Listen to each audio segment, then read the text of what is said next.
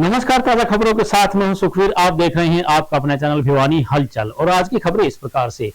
सोमवार को छोटी काशी में भीषण गर्मी के चलते हरियाणा कांग्रेस के द्वारा आज तक का सबसे बड़ा विरोध प्रदर्शन किया गया। इस अवसर पर कुमारी शैलजा, किरण चौधरी, श्रुति चौधरी, रामकिशन गुर्जर, सुरेश गुप्ता इत्यादि अनेक नेताओं ने पहुंचकर वर्तमान सरकार पर प्रदेश की बदहाली, बेरोजगारी व महंगाई बढ़ाने इत्यादि के गंभीर आरोप लगाए। इस अवसर पर उमड़ा जन सैलाब सत्ताधारी सरकार के लिए खतरे की घंटी साबित हुआ। भिवानी जिले में प्रॉपर्टी आईडी और परिवार पहचान पत्र की आड़ में जनता के साथ बेदर्दी से लूट के खिलाफ पूर्व सीएलपी नेता किरण चौधरी, भारतीय राष्ट्रीय कांग्रेस महासचिव व छत्तीसगढ़ की प्रभारी कुमारी शैलजा, प्रदेश कांग्रेस कमेटी के कार्यकारी अध्यक्ष रामकिशन गुर्जर और सुरेश गुप्ता ने हरियाणा प्रदेश कांग्रेस कार्यकारी अध्यक्ष श्रुति चौधरी की अध्यक्षता में किरोड़ीमल पार्क में आयोजित कार्यक्रम में शिरकत करने के उपरांत रोष प्रदर्शन में भाग लिया। भारतीय राष्ट्रीय कांग्रेस महासचिव वे सांसद रणदीप सिंह सुरजेवाला कमर में चोट लगने से अस्पताल में भर्ती होने के कारण नहीं आ सके। उनके भाई सुदीप सुरजेवाला प्रदर्शन में शिरकत करने पहुंचे। भारी संख्या में उमड़े कार्यकर्ताओं और भिवानी वासियों के साथ किरण चौधरी, कुमारी शैलजा व श्रुति चौधरी ने किरोड़ीमल पार्क से लघु सचिवालय तक पैदल मार्च करते हुए सरकार के खिलाफ जोरदार नारेबाजी के बीच प्रदर्शन कर हरियाणा सरकार के नाम उपायुक्त को ज्ञापन सौंपा। छोटी काशी आज पूरी तरह कांग्रेस में नजर आई। बहुत से कार्यकर्ताओं के हाथ में सरकार विरोधी लिखे हुए नारों की पट्टिकाएं भी थी। जिंदाबाद जिंदाबाद जिंदाबाद जिंदाबाद जिंदाबाद जिंदाबाद जिंदाबाद जिंदाबाद जिंदाबाद जिंदाबाद जिंदाबाद जिंदाबाद जिंदाबाद जिंदाबाद जिंदाबाद जिंदाबाद जिंदाबाद। मन में केवल एक जज्बा है कि मोदी सरकार को केंद्र में उखाड़ कर फेंके। हमारे नेता राहुल गांधी जी और हमारे अध्यक्ष खड़गे जी के नेतृत्व में हम कांग्रेस पार्टी को और मजबूती में भिवानी में भिवानी में हमारी छोटी बहन श्रुति चौधरी जी को मजबूत करें, किरण चौधरी जी को मजबूत करें, कांग्रेस पार्टी को मजबूत करें, लोगों की आवाज़ उठाएं। आज जो सारी जनता त्रस्त है, चाहे वो हमारे किसान हो, मजदूर हो, गरीब आदमी, हमारा दलित पिछड़ा वर्ग, हमारे युवा हैं, जो विद्यार्थी हैं, उनके साथ को क्या खिलवाड़ हो रहा है। बेरोजगारी में हरियाणा नंबर 1, किसान मजबूर है आज के दिन। और अगर हम मिडिल क्लास की भी बात करें, शहरों की भी बात करें, ये प्रॉपर्टी आईडी जो इतना बड़ा स्कैम लोगों पर थोपा गया, जो परिवार पहचान पत्र थोपा गया, अनेकों ऐसे उदाहरण हैं जिनके खिलाफ जनता में भारी आक्रोश है। हमें पूरा विश्वास है कि आने वाले समय में यहाँ पर हम न केवल बहन श्रुति चौधरी जी को लोकसभा में भेजेंगे, बल्कि सारी की सारी सीट किरण जी के नेतृत्व में विधानसभा में भी। मेरे कार्यकर्ताओं के कारण ये सारा कुछ हुआ है। मेरे इलाके के लोगों को दिल से सलाम। कार्यकर्ता मेरे सिर माथे पे आज भिवानी ने बदलाव की आवाज उठा दी और आने वाले समय में श्रुति चौधरी भारी बहुमत से यहाँ से एमपी का चुनाव जीत के निकलेंगे। क्या लगता है कि जितने उम्मीद आपको थी प्रदर्शन में उतना देर आप आई और बदलाव आएगी? मैंने कहा ये हमारा कार्यकर्ताओं का और हमारे इलाके के लोगों का प्रेम है। एक आवाज में, कहीं मैं नहीं गई, कोई मैंने दौरा नहीं करा, कोई मैंने सोशल मीडिया पे नहीं कहा कि आओ, ना श्रुति गई। एक आवाज में हमारा कार्यकर्ता उठ के खड़ा हो जाता है और ऐसा कार्यकर्ता जो है उसको मेरा और श्रुति का सलाम। दिसंबर में मैम आपने कहा कि बड़ी रैली भिवानी की जाएगी, काफी लोग यहाँ पहुंचेंगे, क्या करेंगे? जबरदस्त रैली करेंगे, 1.5-2 लाख आदमी भी करेंगे। सीट और सीमा को शामिल नहीं किया गया मैम, क्या कहेंगे? कांग्रेस कमेटी 2 ही आदमी हो सकते हैं शामिल, वो 2 हमारे पहले जो जनरल सेक्रेटरी हैं वो उसमें ऑलरेडी हैं। मैं तो पहले ये रही हुई हूँ, CLP लीडर रही हुई हूँ। और उसके राष्ट्रीय शिक्षा नीति 2020 के बैनर तले इतिहास बोर्ड को लेकर हरियाणा विद्यालय शिक्षा बोर्ड परिसर में एक संगोष्ठी का आयोजन किया गया। संगोष्ठी में राष्ट्रीय स्वयंसेवक संघ के कार्यकारिणी सदस्य इंद्रेश कुमार ने बतौर मुख्य अतिथि सीबीएलयू वीसी प्रोफेसर आर के मित्तल, पूर्व राज्य सूचना आयुक्त डॉक्टर रवि प्रकाश ने बतौर विशिष्ट अतिथि शिरकत करके राष्ट्रीय शिक्षा नीति की दिशा बदलने की नीति बताया। इस मौके पर इतिहासकारों व विद्वानों ने अपने अपने विचार रखे तथा इतिहास विषय को और अधिक सुदृढ़ करने पर जोर दिया। मुख्य अतिथि इंद्रेश कुमार ने कहा कि एक स्वाधीन और संप्रभु राष्ट्र के नागरिकों को विशेष तौर पर भावी पीढ़ी के लिए यह बहुत आवश्यक है कि वे अपनी विद्यालयी शिक्षा के दौरान ही इतिहास की घटनाओं को वस्तुपरक ढंग से समझें, ताकि उनमें राष्ट्रभक्ति और राष्ट्र प्रेम की भावना उत्पन्न हो। बोर्ड द्वारा तैयार करवाई गई पाठ्यपुस्तकें अध्ययन अध्यापन के साथ साथ छात्रों के व्यक्तित्व के चहुमुखी विकास में प्रभावशाली मार्गदर्शन करेंगी। उन्होंने बोर्ड के प्रयासों व उनकी कटिबद्धता की भूरी भूरी प्रशंसा की। उन्होंने कहा कि नई शिक्षा नीति रोजगार परक है और साथ ही सद्भावना भी बढ़ेगी। वहीं उन्होंने मूल में हुए जातिगत हमलों का विरोध किया और कहा कि इस तरह के जातिगत हमले अच्छे नहीं होते। उन्होंने कहा कि विकास के लिए सब धर्मों को मिलकर एक साथ कार्य करने की जरूरत है। वहीं board chairman doctor VP Yadav ने कहा कि इतिहास की नई पुस्तकों का लेखन विषय विशेषज्ञों एवं इतिहासकारों द्वारा सभी तथ्यों को ध्यान में रखते हुए किया गया है। पूर्व में इतिहास की पुस्तकों में हमारे मूल इतिहास को उचित स्थान नहीं मिल पाया था। इस प्रकार का प्रभाव जो है वो संगोष्ठी डालेगी, क्या कहेंगे सर आप? देश में नई राष्ट्रीय शिक्षा नीति ये लागू हुई है। पहली जो विशेषता है इसकी, भारत बहुभाषी है और इसलिए अनेकों मातृ राष्ट्रीय भाषाएं हैं। अभी तक उनकी उपेक्षा होती थी, अब मातृभाषा यानी राष्ट्रीय भाषा इस रूप में सभी भाषाओं को समान सम्मान और दर्जा प्राप्त हुआ है। जन्मजात बच्चा मातृभाषा सीख लेता परिवार से, इसलिए उसकी प्राइमरी शिक्षा मातृभाषा में होगी तो मातृभाषा में और शिक्षित होने की में रुचि बढ़ेगी और साथ में ज्ञान और विज्ञान में भी रुचि बढ़ेगी। दूसरी बात, कुछ विदेशियों ने या फिर विदेशी षड्यंत्र के शिकार लोगों ने भारत का इतिहास आक्रांताओं का इतिहास बना दिया है। किसी भी देश का इतिहास वह आक्रांताओं से नहीं होता है, उस समाज के स्वयं के पुरुषार्थ से होता है। तो विदेशी आक्रमणकारी आए, यूनानी आए, रोमन आए, ग्रीक आए, शक्तहून आए, ब्रिटिश आए, पुर्तगीज आए, फ्रेंच आए, मुगल, तुर्क, कारकर आए, उनसे भारतीय लोगों ने कैसा डटकर मुकाबला किया, अपने धर्म के, देश की, संस्कृति की, नारी की रक्षा करते संगोष्ठी किस प्रकार से स्वरोजगार से जुड़ता है? पहले तो ये है कि आज जो ये संगोष्ठी हमने रखी है, ये हरियाणा विद्यालय शिक्षा बोर्ड द्वारा लिखित जो इतिहास की पुस्तक है उसके संदर्भ में है। तो अपने इतिहास के बारे में सही बोध कराना और जो वास्तविक इतिहास है उसको पढ़ाना और उस पर पुस्तकें लिखना, ये जो बोर्ड का एक उद्देश्य था और उसमें बहुत कामयाब रहा।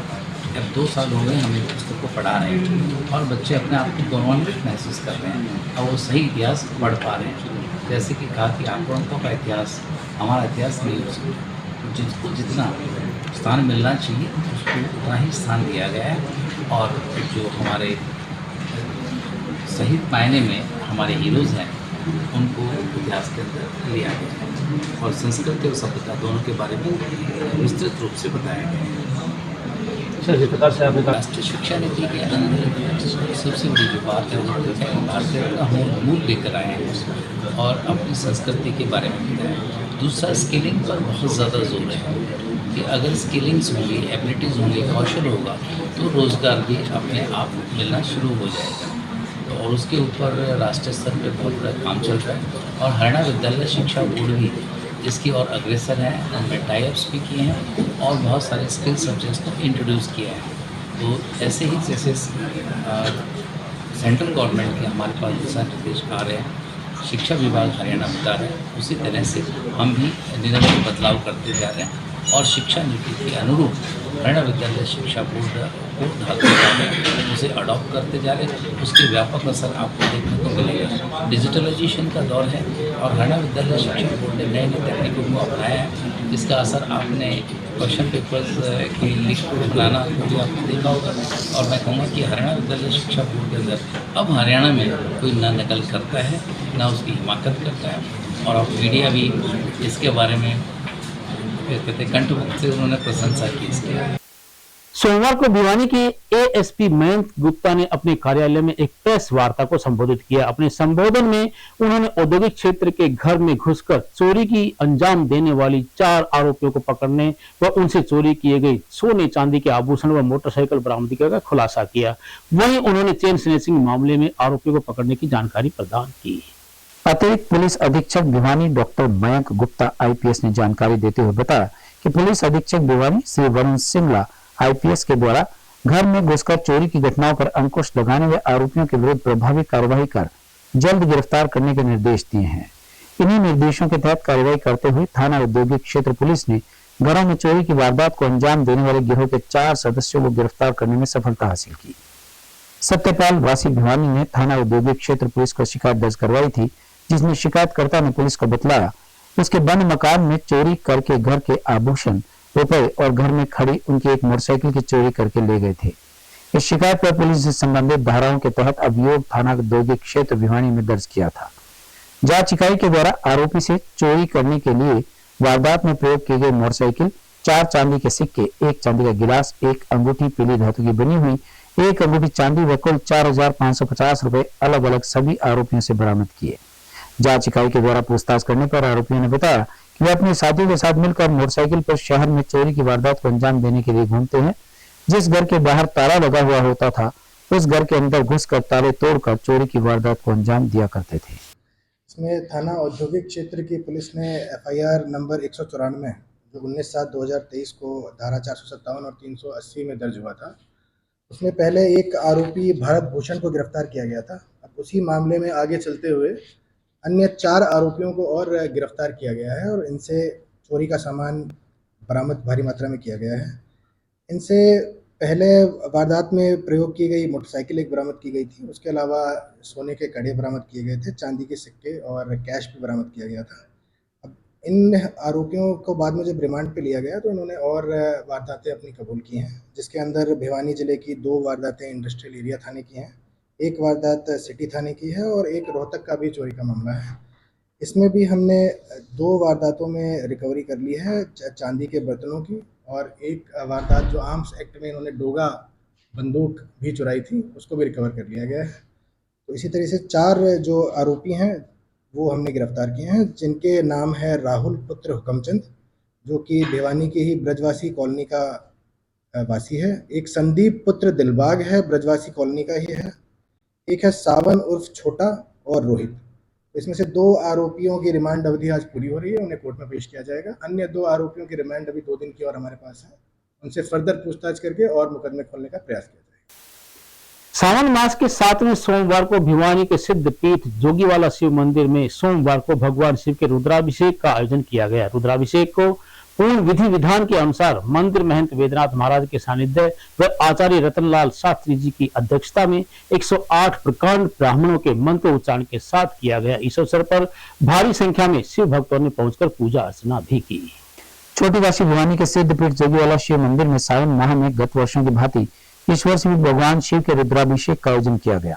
महंत वेदनाथ जी के पावन सानिध्य एवं आचार्य विद्वत शिरोमणि श्री रतनलाल शास्त्री की अध्यक्षता में व आचार्य सुरेश जी, आचार्य धीरज, आचार्य डॉक्टर अवधेश जी, संजय जी, आचार्य डॉक्टर हेमंत, आचार्य मंगतराम शास्त्री सहित 108 प्रखंड ब्राह्मणों व शास्त्रियों सहित मंत्रोच्चारण के साथ सावन माह में भगवान शिव का रुद्राभिषेक पूर्व विधि विधान के साथ किया गया। आचार्य श्री रतनलाल शास्त्री ने बताया कि जोगीवाला शिव मंदिर में महंत वेदनाथ जी के द्वारा समय समय पर मंदिर प्रांगण में धार्मिक अनुष्ठान किए जाते हैं और यहाँ भक्तों की भगवान भोलेनाथ सभी मनोकामनाएं पूर्ण करते हैं। महंत वेदनाथ जी ने बताया कि सावन माह में भगवान शिव के रुद्राभिषेक से समस्त संसार का कल्याण होता है, वह सुख शांति और समृद्धि होती है। रुद्राभिषेक के पश्चात सभी ब्राह्मणों को भोजन व दक्षिणा प्रदान कर विदा किया गया और सभी भक्तों ने भगवान शिव के जय घोष से छोटी काशी भिवानी को शिवमय कर दिया।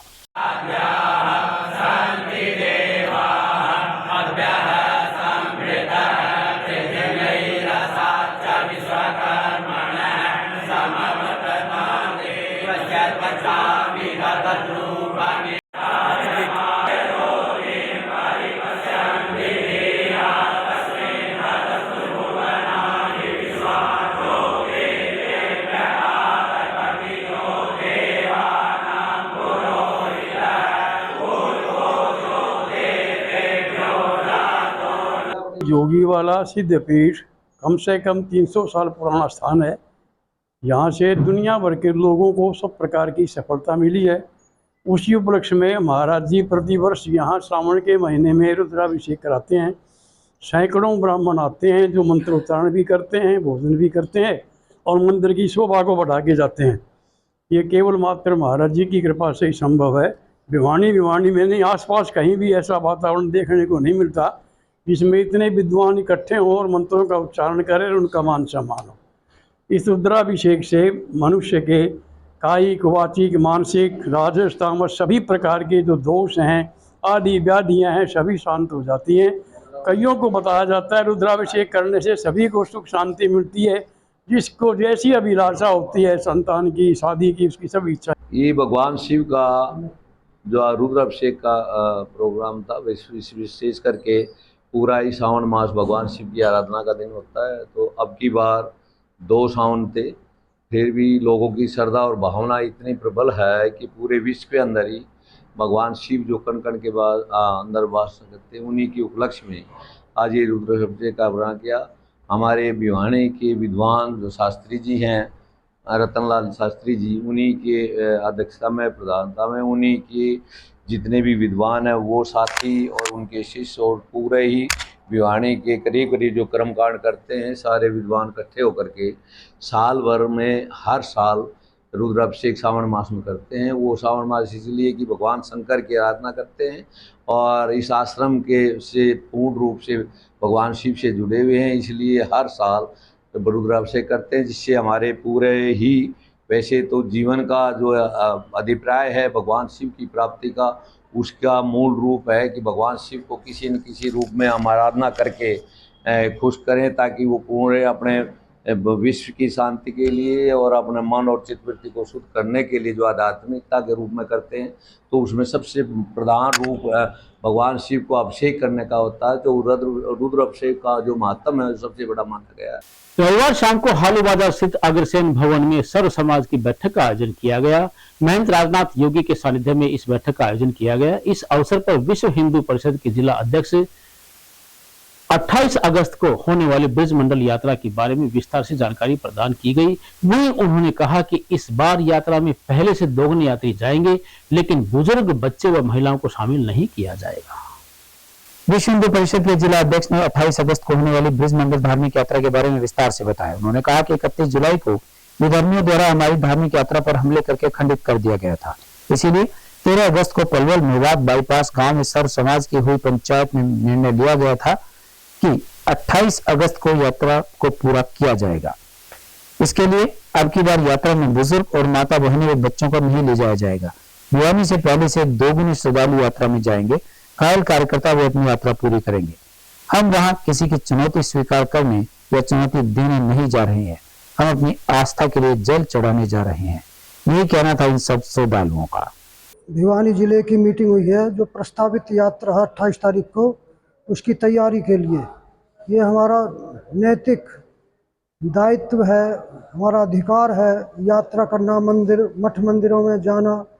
जैसे हम जो दूसरी यात्रा करते हैं, अमरनाथ यात्रा है, तिरुपति बालाजी जाते हैं, कोई मथुरा, हरिद्वार, काशी जाता है, इसलिए तो सहज यात्रा है और संवैधानिक अधिकार है, तो संविधान के दायरे में हम उसकी तैयारी कर रहे हैं। वो यात्रा हो गई, पिछली बार जो हुई थी वो खंडित हो गई यात्रा, उसको पूरा करने के लिए संकल्प हमारी यात्रा होगी और उससे अधिक संख्या में और जाएंगे, नौजवान जाएंगे, उसको हम अपना पूरा करेंगे। संकल्प हमारा हिंदू देश है, इसमें तो कहने की आवश्यकता नहीं है, इसमें किसी को कोई चुनौती नहीं है। हम तो अपना सहज भाव से जा रहे हैं वहाँ पर। ये भाई साहब, ये आज सर्व समाज की धार्मिक संगठनों की एक बैठक थी, जो 28 तारीख को महापंचायत ने घोषणा की है कि ब्रजमंडल धार्मिक यात्रा जो 31 तारीख को अधूरी रह गई थी, खंडित हो गई थी, विधर्मियों द्वारा हमला करके जिसको खंडित किया गया, उसको दोबारा से करने का संकल्प लिया गया हिंदू समाज द्वारा, और वो 28 तारीख को दोबारा से यात्रा शुरू की जाएगी और उस यात्रा को पूरा किया जाएगा।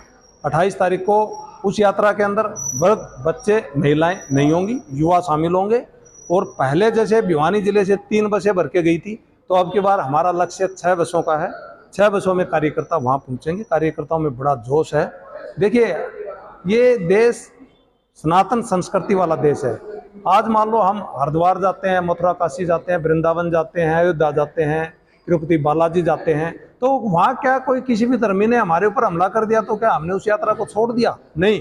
दिक्कत आई है 28 तारीख को, तो सर्व हिंदू समाज से अपेक्षा करते हैं कि वो जहाँ भी है अपने स्थान पे, वहीं पे नज़दीकी शिव मंदिर में जाए और 11 बजे जलाभिषेक करे शिवलिंग के ऊपर। कोई डाउट नहीं है, हम यात्रा में जाएंगे और यात्रा को पूरी करेंगे, अवश्य पूरी करेंगे। हमारे पूर्वजों के द्वारा लगाए गए पौधों से हम खा रहे हैं फल और फूल, और हमारे द्वारा लगाए गए पौधों से आने वाली पीढ़ियां खाएंगी फल। यह कहना है कनिष्ठ अभियंता ब्रिजेश कुमार जावला के पिता राम कुमार जावला का। उन्होंने अपने व अपने पुत्र के जन्म दिवस पर ढाणा रोड पर स्थित डिस्पोजल परिसर में 150 पौधों का रोपण किया। गौरतलब है कि दोनों पिता पुत्र जन सेवा के कार्यों में बढ़ चढ़कर हिस्सा लेते हैं तथा इनके पिता एक कवि भी हैं, जिन्होंने सैकड़ों शिक्षाप्रद व देशभक्ति के गीत लिखे। जल्द ही इनकी एक पुस्तक भी प्रकाशित होने वाली है और इनके लिखे हुए गीत हरियाणवी के कई नामचीन कलाकारों द्वारा आकाशवाणी, दूरदर्शन सहित कई मंचों पर गाए जा चुके हैं, जिनमें दहेज प्रथा संबंधी एक गीत बेटा बेटी एक सार समझ के माँ मेरे लाड लड़ा दे, दान दहेज की पाला करके नाता मैंने पढ़ा दे। इनके द्वारा रचित कन्या भ्रूण हत्या रोकने संबंधी गीतों की एक सीडी भी अनमोल रतन बेटी के नाम से बाजार में उपलब्ध है, जिसका एक गीत काफी चला था। इस अवसर पर पार्षद विनोद बेडवाल ने अपने विचार रखते हुए कहा कि यह बहुत अच्छी पहल है तथा युवाओं को प्रेरणा देनी चाहिए कि अपने किसी भी अवसर पर फिजूल खर्ची रोककर ज्यादा से ज्यादा पेड़ पौधे लगाएं, जिससे हमारा भविष्य वर्तमान से भी ज्यादा हरा भरा हो। मैं विनोद कुमार, पार्षद वार्ड नंबर 25 से। हमने अपने माता पिता से, अंकल जी से ही सीखा है कि पर्यावरण को बचाएं और ताकि हर इंसान स्वस्थ शुद्ध वातावरण में पले बढ़े। जो आजकल युवा पीढ़ी जन्मदिन मनाने के तरह तरह के वीडियो बनाती है, केक को खराब करती है, मुंह पे लिपती है, उसको छोड़ के युवा पीढ़ी से यही अपील है कि आप ज़्यादा से ज़्यादा जन्मदिन पे पौधे लगाएं। जैसा कि हमारे अंकल जी ने हमें बताया है, जावड़ा जी जय साहब ने हमें बताया है, वो उनकी प्रेरणा से पौधे लगा रहे हैं, हम भी उनकी प्रेरणा से पौधे लगा रहे हैं। युवक समिति, सहयोग समिति है, उससे प्रेरणा लेकर पौधे लगा रहे हैं। उन सब की ही ये अपील है कि ना कि एक दिखावा करके जन्मदिन मनाएं। अपने बुजुर्गों के अपने जन्मदिन पे, अपने बच्चों के जन्मदिन पे ये पेड़ पौधारोपण करें, ज़्यादा से ज़्यादा पौधारोपण करें और इस पृथ्वी को स्वस्थ बनाएं, और इसी से हर इंसान स्वस्थ रहेगा। सब कुछ जी, आज हम पर्यावरण के बारे में भली भांति वाकिफ हैं और बढ़ते प्रदूषण के बारे में और भी ज़्यादा चिंतित भी हैं। अब उस चिंता को दूर करने के लिए सबसे बेहतर उपाय है कि ज़्यादा से ज़्यादा पौधारोपण करें और उसको पाल पोस के बड़ा करें। उसी संदर्भ में आज मेरे पिताजी, आज उनकी उम्र 89 ईयर्स होगी है, 89 साल के हैं। आज उस उपलक्ष्य में 89 पौधे लगाए हैं ढाणा रोड डिस्पोजल पे और कोंट रोड नवदुर्गा संस्था पे। और शुरू से ही सभी इनका भी ये प्रयास रहा है, मैं भी इन्हीं से कुछ सीखा हूँ, भाई ज़्यादा से ज़्यादा पौधारोपण करें, समाज सेवा में भागीदारी करें। आज इनकी उम्र 89 साल है और आज भी क्रियाकलापों से, अपने शारीरिक सामर्थ्य से ये अभी ऐसे हैं कि कितलाना, हमारा गांव है, कितलाना से भिवानी तक ये पैदल आने की सामर्थ्य रखते हैं। खान पान ठीक रहा है, बुराइयों से, दोषों से दूर रहे हैं। और उसी उपलक्ष्य में आज इनके हमने एक 89 साल की उम्र के 89 पौधे लगाए और हम अपेक्षा। बीती शाम को अनुसूचित जाति, जनजाति व पिछड़ा वर्ग कर्मचारी यूनियन के द्वारा अपना 35वां द्विवार्षिक चुनाव सफेदो रोड जींद गुरु रविदास जयंती में मनाया गया। इस अवसर पर सर्वसम्मति से ब्रिजेंद्र कुमार बराड़ को राज्य प्रधान चुना गया। वहीं उनके भिवानी पहुंचने पर सभी कर्मचारी व नागरिकों ने उनका फूल माला पहनाकर जोरदार स्वागत किया। अनुसूचित जाति जनजाति एवं पिछड़ा वर्ग कर्मचारी यूनियन का 35वां द्विवार्षिक चुनाव गुरु रविदास धर्मशाला सफीद रोड जींद में करवाया गया। इस चुनाव के निर्वाचन अधिकारी राम कुमार रंगा पूर्व राज्य प्रधान अनुसूचित जाति एम्प्लॉयज फेडरेशन हरियाणा रहे और चुनाव के सम्मेलन अधिकारी सुनील छछिया सर्कल सचिव जींद रहे। यह चुनाव सर्वसम्मति से संपन्न करवाया गया, जिसमें भिवानी के निवासी विजेंद्र सिंह बराड़ को राज्य प्रधान के रूप में चुना गया। विजेंद्र सिंह का भिवानी पहुंचने पर फूल मालाओं से भव्य स्वागत किया गया और मिठाइयां खिलाकर खुशी जाहिर की गई। मेरा नाम विजेंद्र बराड़ है। आज हमारे Haryana power corporation schedule caste, schedule tribe एवं बैकवर्ड क्लास एम्प्लॉयज़ एसोसिएशन का जींद में चुनाव हुआ। जींद में मुझे सभी कर्मचारी साथियों ने सर्वसम्मति से राज्य प्रधान की जिम्मेवारी सौंपी है और मैं अपने पूरे सभी कर्मचारियों का तहे दिल से इसके लिए धन्यवाद देता हूं तथा विश्वास दिलाता हूं कि इनका जो किसी भी तरह के कार्य में कोई बाधा नहीं आने दी जाएगी। इनके हितों का पूरा ध्यान रखा जाएगा। क्या प्राथमिकता रहेंगी, क्या मांगे रहेंगी? हमारी मेन प्राथमिकता रिजर्वेशन, प्रमोशन में रिजर्वेशन की और रिक्रूटमेंट में रिजर्वेशन की और किसी भी तरह की किसी साथी के साथ कोई अन्याय। मेरा नाम प्रदीप कुमार रंगा है। मुझे आज तीसरी बार भिवानी सर्कल का अनुसूचित जाति जनजाति एवं पिछड़ा वर्ग कर्मचारी यूनियन का सर्कल सेक्रेटरी भिवानी के रूप में चुना गया है। मैं सभी साथियों का आभार व्यक्त करता हूं तीसरी बार विश्वास जताने के लिए। और आज तक भी मैंने भिवानी सर्कल के कर्मचारियों के लिए तन मन धन से लड़ाई लड़ी है। आगे भी मैं सभी साथियों को विश्वास दिलाता हूं कि जब तक मुझे जिम्मेवारी सौंपी गई है, मैं भिवानी सर्कल के सभी कर्मचारियों के साथ कोई अन्याय नहीं होने दूंगा और जो भी लड़ाई होगी मैं सभी साथियों को आगे लेकर ये लड़ाई लड़ने। भिवानी जिले को खेलों के क्षेत्र में देश विदेश में पहचान दिलाने के लिए शारीरिक शिक्षकों का है महत्वपूर्ण योगदान। यह कहना है शारीरिक शिक्षक विनोद पिंकू का। सोमवार को इन सभी शिक्षकों ने संयुक्त ट्रांसफर ड्राइव के विरोध में पीटीआई व डीपी ने काली पट्टी बांधकर सरकार के खिलाफ विरोध प्रदर्शन किया। अनुसूचित जाति जनजाति एवं पिछड़ा वर्ग कर्मचारी यूनियन का 35वां द्विवार्षिक चुनाव गुरु रविदास धर्मशाला सफीद रोड जींद में करवाया गया।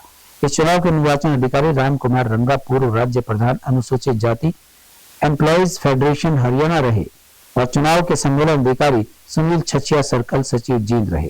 यह चुनाव सर्वसम्मति से संपन्न करवाया गया, जिसमें भिवानी के निवासी विजेंद्र सिंह बराड़ को राज्य प्रधान के रूप में चुना गया। विजेंद्र सिंह का भिवानी पहुंचने पर फूल मालाओं से भव्य स्वागत किया गया और मिठाइयां खिलाकर खुशी जाहिर की गई। Virendra Singh Ganga, senior vice president शारीरिक शिक्षक संघ हरियाणा। और हमारी 4 तारीख को एसीएस के साथ मीटिंग भी हुई थी पूरी यूनियन की। तो हमारी एक ही डिमांड है, पीटीआई डीपी के स्टेशन अलग अलग खोले जाएं। जो पोस्ट कैप्ट करते हैं वो पोस्ट कैप्ट न करी जाए। अगर सरकार नहीं मानी, अभी तो हम ज्ञापन दे रहे हैं, हम आने वाले स्टेट टूर्नामेंट का बहिष्कार भी कर सकते हैं। और डीपी दोनों टेक्निकल पोस्ट हैं। पीटीआई डिस्ट्रिक्ट कैडर में है, डीपी स्टेट कैडर में है, इसलिए पीटीआई को बाहर नहीं भेज सकते। और डीपी को बाहर भेजने के लिए इन्होंने एक रणनीति अपनाई है ताकि इनको दूर दराज भेजा जाए, लेकिन उस रणनीति का हम पुरजोर विरोध कर रहे हैं। जिला महासचिव हरियाणा शारीरिक शिक्षक एसोसिएशन, हमारी आज का जो मेन मुद्दा ये है कि हम खेल भी करवाएंगे, विरोध प्रदर्शन भी करेंगे। विरोध प्रदर्शन करने का कारण ये है कि हमारे जो पीटीआई और डीपी साथी हैं, सरकार इनके साथ अन्याय कर रही है। पीटीआई की 6 से 8 और 9 से 10 के स्कूलों में खोली जाए और डीपी की पोस्ट सीनियर सेकेंडरी स्कूलों में खोली जाए, जिससे हमारे जो ज़्यादा उम्र और ज़्यादा अंक वाले जो डीपी साथी हैं वो जिले से बाहर जा रहे हैं। इसका हम पुरजोर विरोध करेंगे। जो जिला स्तरीय खेल प्रतियोगिता होगी उसका भी हम विरोध प्रदर्शन करेंगे। अगर सरकार नहीं मानी तो हम जो राज्य स्तरीय खेल प्रतियोगिता होगी उनका हम पूर्णतः। आज की खबरों में बस इतना ही। अब मुझे दीजिए इजाजत। देखते रहिए आपका अपने चैनल भिवानी हलचल।